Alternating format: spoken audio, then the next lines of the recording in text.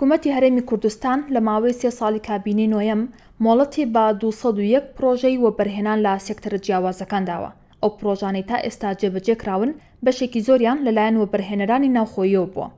فەرمانگەی میدیا و زانیاری حکوومەتی هەرێم ڕایگەیاند پرۆژەکان لەسەر ڕووبەری 10,603 دۆنم زەوی لە ناوچە جیاکانی هەرێم مۆڵەتیان پێدراوە کە سەرمایەکەیان 11 ملیار و 562 ملیۆن دۆلار بووە. ڕوونیشی کردوتەوە ساڵی 2019 کە سەرەتای دەستپێکی کابینەی نۆیەم بووە 16 پرۆژە مۆڵەتیان وەرگرتووە کە سەرجەمیان لەلایەن وەبەرهێنەرانی ناوخۆییەوە بووە.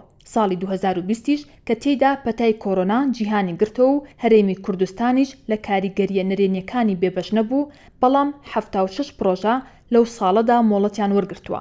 زۆرترینیان لەلایەن وەبەرهێنەرانی ناوخۆییەوە ئەنجام دراون.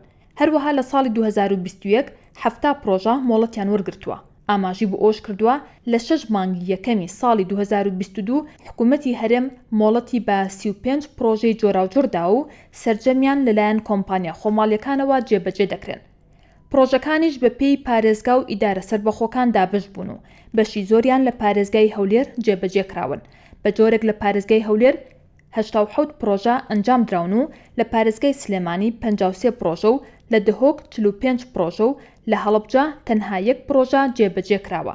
هەروەها لە ئیدارەی سەربەخۆی گەرمیان 10 پرۆژە و لە ئیدارەی سەربەخۆی ڕاپەڕین 5 پرۆژە ئەنجام دراون.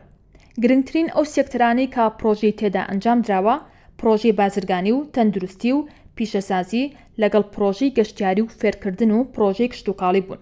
هەروەها لە کەرتی نیشتەجێبوونیش چەند پرۆژەیەک جێبەجێ کراوە.